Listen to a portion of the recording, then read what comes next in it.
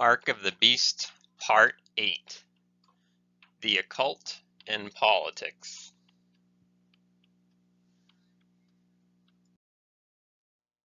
Our series is about Mark of the Beast, a forced economic and religious system that is instituted by a totalitarian government, or beast, and is controlled by an artificially intelligent idol called the image of the beast. Revelation chapter 13 verse 15 condenses mankind's love of idolatry and his enmity with God down into one final triumph, to create an image in human likeness that has real power and can control everything.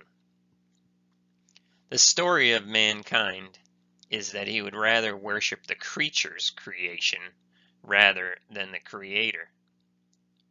Through the perverted use of science and technology, mankind seeks to reach unto heaven and to trespass into God's domain, whether that be through CRISPR gene editing, or CERN creating black holes, atomic energy destroying the planet, or the AI singularity. Ultimately, mankind seeks to be unshackled from his reliance on God, and through domination of his fellows, wants to become God himself.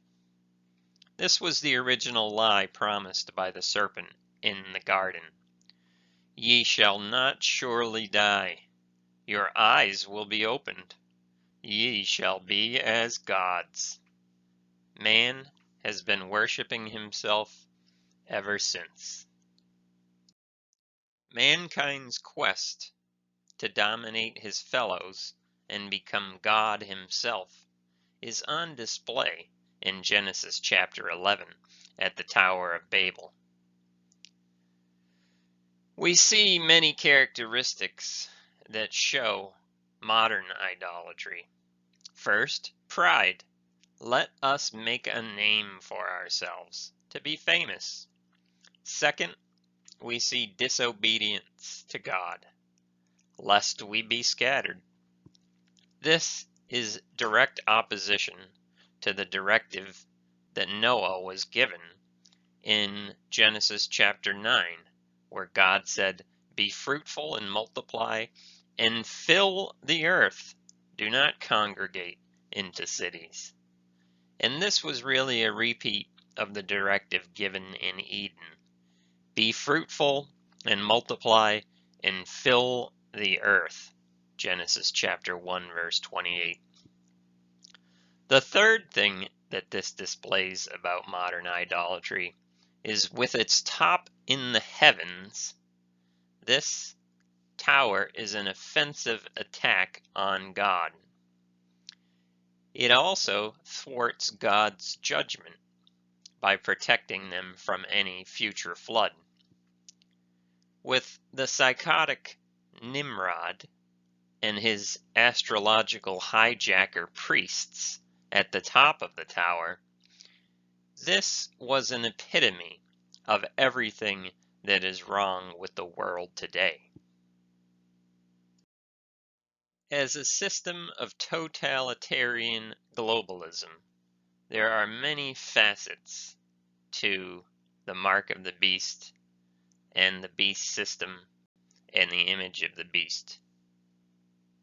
In this chapter, we'd like to look at the aspect of secret societies and those who are controlling things from behind the scenes. The first secret society that we will discuss is the Brethren of the Rosy Cross, or the Rosicrucians. This was an occult or hidden society that wished to influence rulers through science and through Reformed Christianity in order to subvert the power that the Catholic Church had in their days. In order to operate below the Church's radar back in the 1500s Europe meant keeping a low profile, and as such, a very scant historical paper trail remains behind for historians of Rosicrucianism to follow. Like most ancient esoteric traditions, the origins of the Rosy Cross secret society fade away into legends of their heroic teachers. In this case, the teacher Christian Rosenkreuz. But we do know that scientists like John Dee, Robert Boyle, and Francis Bacon all belong to this subversive spiritual experiment. We also know that the UNESCO Comenius Medal for Education is named after Royal Cross member John Comenius, who is well known in Europe as the Teacher of Nations, and who was asked to be Harvard's first president. In his book entitled Politics and the Occult, Gary Lachman writes that the Rosicrucian mission was to have, quote, a general reformation and a new utopian Christian society dedicated to a progressive political ethos. He also tells us about some of the progress they made with political rulers of the time. Frederick V, Elector of Palatine, quote, enjoyed the Rosicrucian blend of Protestantism and hermetic science, and was himself something of a visionary. His castle at Heidelberg, renovated by the architect and hydraulics expert Simon de Caus, was decorated in an occult fashion and included several mechanical marvels such as water organs and singing fountains, set in a fantastic gardens of grottos, arranged in allegorical and mythological designs, combining music, mathematics, and science. They were spoken of as an eighth wonder of the world. End quote. The Rosicrucians leave behind many books like Christianopolis and New Atlantis that are early descriptions of Utopia. Other works demonstrate their Gnostic and ecumenical leanings, like City of the Sun. The Chemical Wedding symbolically illustrates their beliefs in spiritual alchemy. They had faith in science, medicine, machines, automation. They even had artificial songs and data repositories that almost recall the progressive religion of Silicon Valley 400 years later. In fact, author Franklin Foer, in his recent book about the existential threat being posed by big tech, talks about 1600s Bohemia, showing that it included such world-shaping philosophers like Descartes. Descartes was indeed obsessed with automata, or robots. During his life, the machine age was arriving in Europe. In the gardens of the royal palaces, inventors unveiled incredible, intricately engineered creations, hydraulically powered statues, figurines that played music, clockwork characters that whirled and gestured. At the center of Descartes' theory was that humans, too, were nothing more than machines. They moved mindlessly in response to stimuli, as if composed of springs and levers. In his book, Foer goes on to trace the progression of automata, or robots, from Descartes, who reportedly owned a female robot, through to Alan Turing, a genius who saw the future of powerful computers, and finally to Ray Kurzweil, a reliable predictor of future technologies, who claims that a day is coming soon when man and machine will merge. The Rosicrucians mixed Christ with Hermes, religion with science and idol devices, reducing the truth and creating their own image of the beast religion. Yes, they were subversive, yet still thought of themselves as moral Christians, rebelling against an ignorant, authoritarian church. What followed the Rosicrucians, however, was a group that was more aggressive, more nefarious, and diabolical. The mainland European Freemasons, Jacobins, and Illuminati offered its disciples occult paganism, atheism, feminism, mesmerism, egalitarianism, and even free love. A witness at the time wrote, quote, "Never certainly were Rosicrucians, alchemists, prophets, and everything related to them so numerous and so influential. Looking around us, we see only sorcerers, initiates, necromancers, and prophets." Originally, the Illuminati plan, at least according to founder Adam Weishaupt, was akin to the Fabian tortoise. Quote, "Princes and nations shall disappear from the face of the earth without violence, so that the human race should attain its highest perfection, the capacity to judge itself."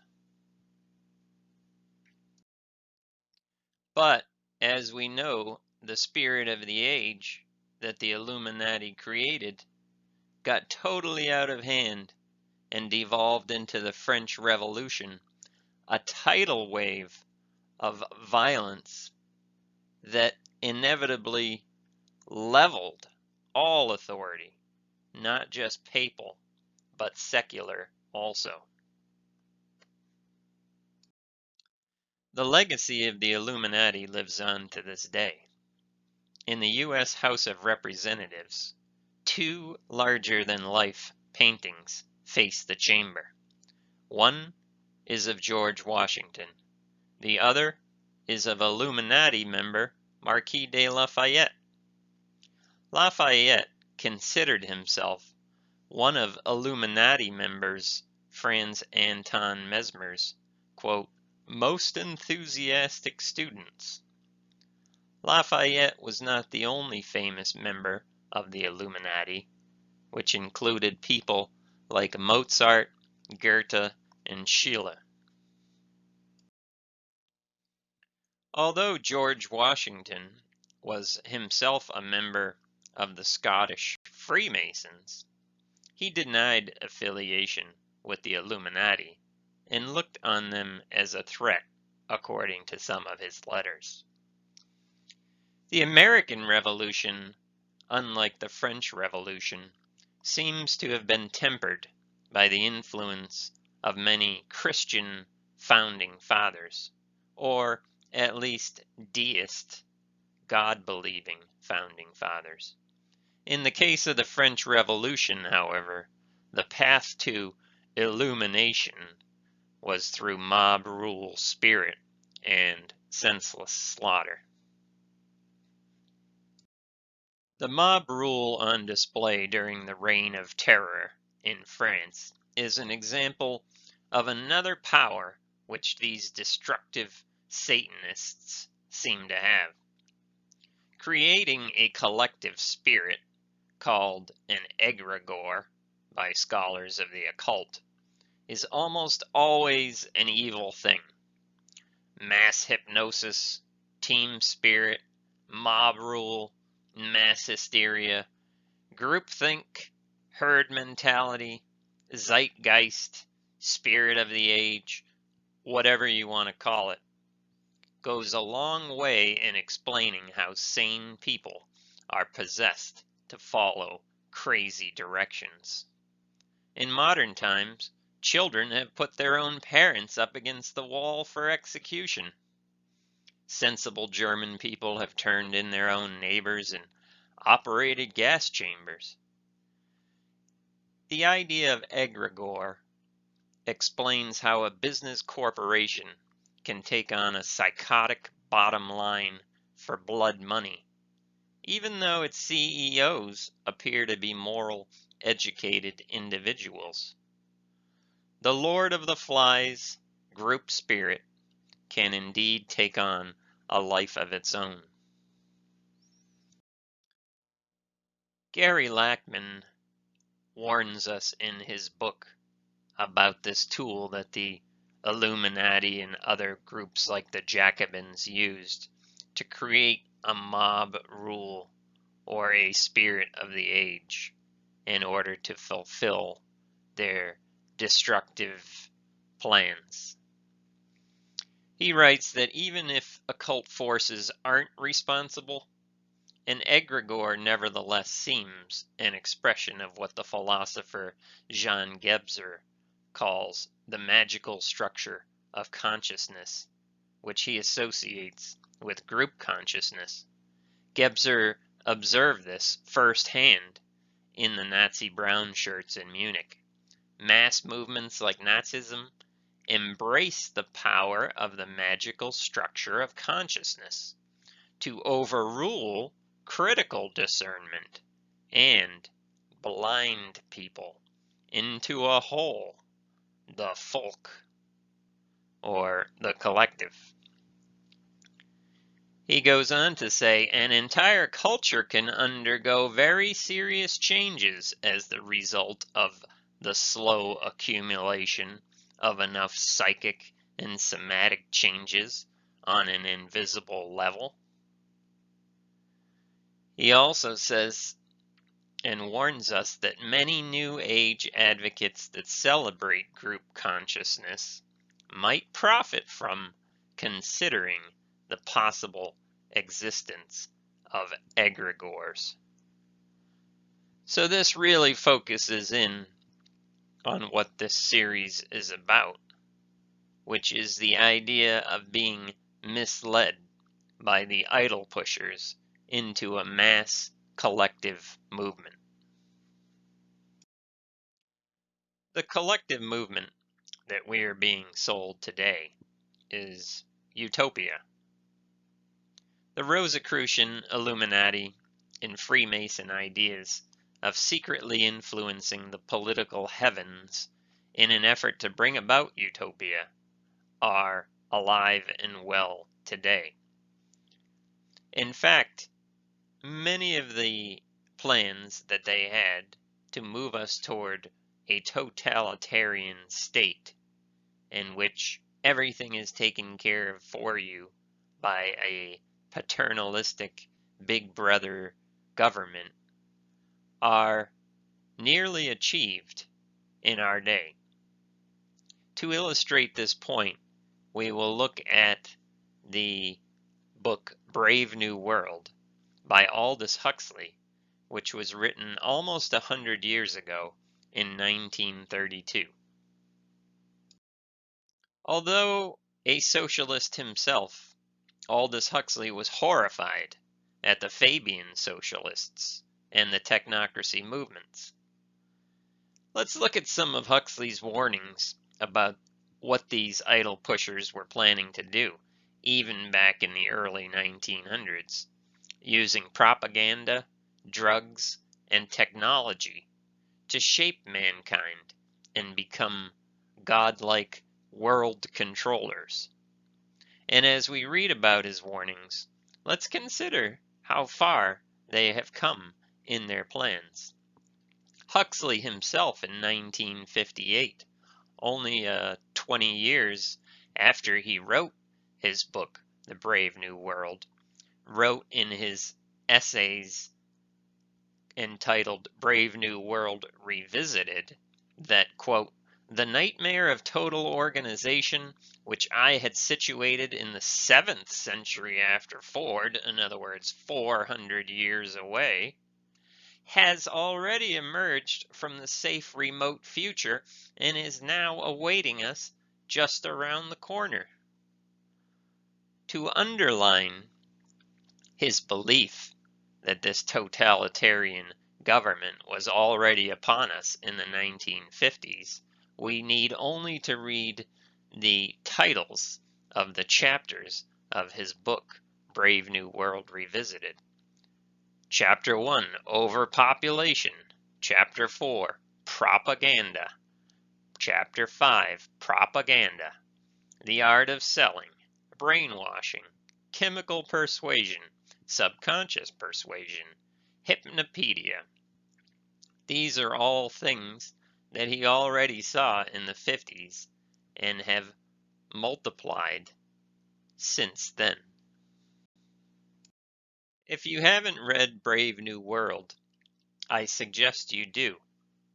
Aldous Huxley was able to warn us about the plans of the Fabian socialists by describing the dangers of technology, the dangers of big government, the degradation of human sexuality and the implications of that, the disregard for human life, the dangers of consumerism, the mind-numbing effects of drugs. He predicted reproduction control, sexualization of children, transsexuals, 24-hour surveillance, 24-hour propaganda, 24-hour entertainment, and mandatory medications. In Brave New World, people no longer read books. The people instead flit from one picture show to the next in an all senses experience called the feelies. This is reminiscent of the endless movies on Netflix and the virtual reality sensory goggles that are gaining popularity today. In Brave New World, wisdom is taught through sleep teaching or hypnopedia, where children learn propaganda from their pillows by sheer repetition. This sounds a lot like the earbuds that kids fall asleep with nowadays. The saying in the book, "A gram is better than a dam," indicates that it's better to take 1 gram of Soma pill than to cope with emotion. The Soma pills in the book sound a lot like the opioids that are killing 40,000 people a year in the US today. Children in the book are taught to celebrate death, since a friend's body gets recycled and used by the collective society. The collective society, which is the real living being. The individual is nothing. The group is everything. The women in the book are genetically and socially engineered to be free martins, that is, sterilized, masculinized, and equalized. There are no such things as mothers or fathers or families. These words are actually obscenities. All babies are created through scientific labs, where they're genetically engineered into a caste system. The children are transformed by social engineering, which includes sexualization in kindergarten. Huxley envisioned our world all right, with the fertility clinics, the stem cell research, drugs to stop our emotions, our desensitization to violence, the intentional destruction of the family unit, the liberal propaganda, which is hijacking our schools. But even Huxley was unable to envision the horror of drag queen story hour at our public libraries in 2020. The phrase, "everyone belongs to everyone else," in the book shows free love and promiscuity are liberally and guiltlessly practiced. The young women are trained to take birth controls from their Malthusian belts, and the ubiquitous abortion clinics are lit up in cheery pink lights.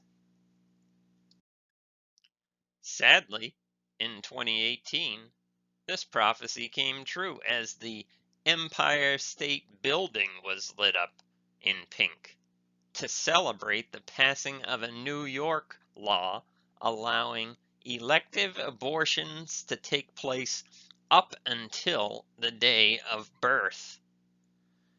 Malthusianism, or population control, is back in style today more than ever. No matter that there's a population shrinkage in many countries around the world, the Mockingbird Press still tells us that young people need to stop having babies. The blanket statement in the book, "Everybody is happy nowadays," means that no one is ever alone. They are constantly advised by peers who parrot the talking points that they were taught through hypnopedia and sleep teaching. Doesn't this sound like the subtle hurting that we get from Facebook likes and dislikes?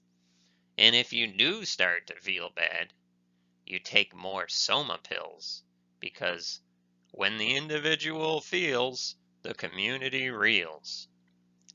A collective society will not need God, is the premise of the book. It is natural to believe in God when you are alone, the world controller explains in the book. But people are never alone now. We arrange their lives so that it's almost impossible for them to ever have it. Running to and fro on the earth with no time to meditate, knowledge increasing, but people conditioned only for entertainment and drugs. Yes, Huxley's Brave New World seems to have arrived. But to those who are carefully conditioned by school's entertainment and media, they don't really see that there's any cause for alarm. To them, all things have continued as they were from the beginning of creation. 2 Peter chapter 3, verse 4. To them, their conditioning is working. They are like a fish that doesn't realize they are in water. The deceived are always the last to know, and we cannot come out of Babylon until we recognize that we are in it. In Brave New World, everything is measured in terms of consumer worth, so you're forever throwing out your perfectly good iPhone, computer, car to buy a new one because the hypnopedic saying is, ending is better than mending. Medical injections and supplements stave off old age in the book, right up until you suddenly die at age 65. Proud about their accomplishments, one of the world controllers in the book brags, "Nowadays the old men work, the old men copulate, the old men have no time, no leisure from pleasure, not a moment to sit and think. Safe on the solid ground of daily labor and distraction, scampering from feely to feely, from girl to pneumatic girl, from golf course to golf course. Amused to death, everyone is taught to never put off till tomorrow the fun that you can have today." Yes, we are certainly watching the rulers of this present darkness erect the brave new world right before our eyes. They seem to be reading Brave New World in 1984 as instruction manuals rather than as warnings. It might be comforting to think that Aldous Huxley had no actual group of idol-pushing, God-hating con men in mind when he wrote his prophecy. It might be nice to think that he was just imagining an evil science fiction world, and by some coincidence, he got it all right and it came true. But no, Huxley was describing a plan, and Aldous Huxley knew the planners. Huxley's own brother, Julian, in fact, was one of the planners. Julian Huxley wrote the Purpose and Philosophy of the group, who would go on to hammer and mold the world into the image of their liberal agendas. In his short book, UNESCO, Its Purpose and Its Philosophy, Julian Huxley, brother of Brave New World author Aldous Huxley, writes, UNESCO must envisage some form of world political unity, whether through a single world government or otherwise. He also says, the key to man's advance is cumulative tradition, a common pool of ideas capable of evolving. And the more united man's tradition becomes, the more rapid will be the possibility of progress. And finally, the best and only certain way of securing this will be through political unification. While most of the people in this world are not pure evil in open warfare against God, the agenda of the idol pushers and their deceivers is satanic. It's adversarial to God. Just like the money changers, the scribes, and the Pharisees in the New Testament, they are knowingly usurping God's throne. They walk in the way of Cain and abandon themselves for the sake of gain in Balaam's error, as Jude would say in verse 11. These idol pushers are the great dragon in Revelation. They are the ancient serpent in Genesis. They are the devil and Satan, the deceiver of the whole world. Revelation 12, verse 9. They may not be immortal fallen angels, but their spirit keeps coming back like the dragon of Revelation, presiding over events throughout thousands of years. These idol pushers are locked up, they disappear, then appear again, like Haman, another Amalekite. They hijack every major institution, creating global corruption and democide. They are the influencers, who are the modern day equivalent to Nimrod and to Jezebel. They are the wives of Solomon, deceiving. They are Jeroboam, the son of Nebat, who made Israel to sin. They are the money changers, who employ spin doctors, drug reps, wizards of finance, and PR men, who provide movie magic, subliminal mesmerizing, Trojan horses, and soothsaying. Yes, the Bible teaches us that God wins in the end. But meanwhile, the whole world is in the power of the evil one, and we know that the Son of God has come and has given us understanding to know him who is true. And we are in him who is true, in his Son, Jesus Christ. This is the true God and eternal life. Little children, keep yourselves from idols.